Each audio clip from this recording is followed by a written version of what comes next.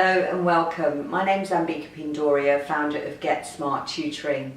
I'm here today with my partner, who's also one of our tutors, Cam Pindoria, and questions and really important points about the tutoring process. So Cam, you've been tutoring for, 23 years. One of the key questions that I always get asked is, how do you know when a child has really improved with their tutoring? What's the real indicators? So tutoring, first of all, and the effects of tutoring do not take place for a period of time. It doesn't happen overnight. The results only come through in several weeks and months to come.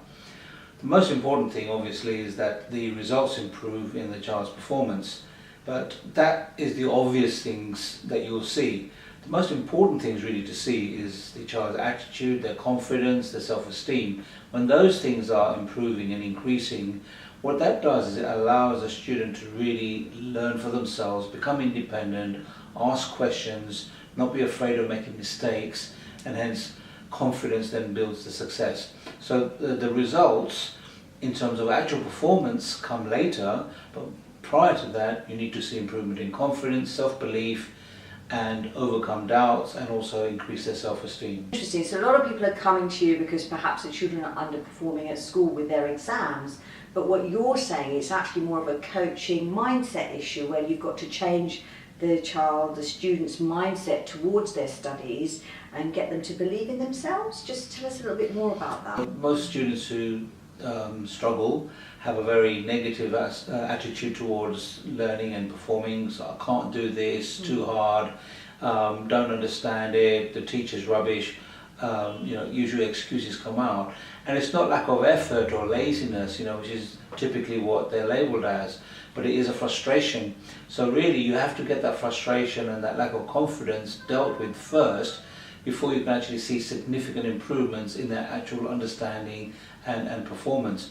So the results must come after. They're a consequence of an improved self-belief. Really interesting. So also would love to ask you a little bit more about the assessment process. Obviously I've done hundreds of assessments over the years with you, but what does it mean to you personally when someone comes for an assessment, with their parents? What's really special about the free assessment process? The parents and the students come in. The assessment really is about getting together and discussing a program which is going to be suitable for the child. It's important to understand what we do, so the parent and the student has a trust in what they're going to be able to, the journey that they're going to go on. And it's a very important time where the results of the assessment also give us a starting point in order to prepare a program for the student.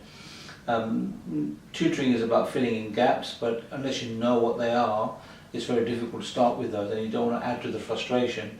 But yeah, it's understanding how they learn, what kind of limitations they have, asking them questions about more peripheral things, about their friendships, about any issues at school, whether it's poor teaching or whether it's a difficulty at school or at home.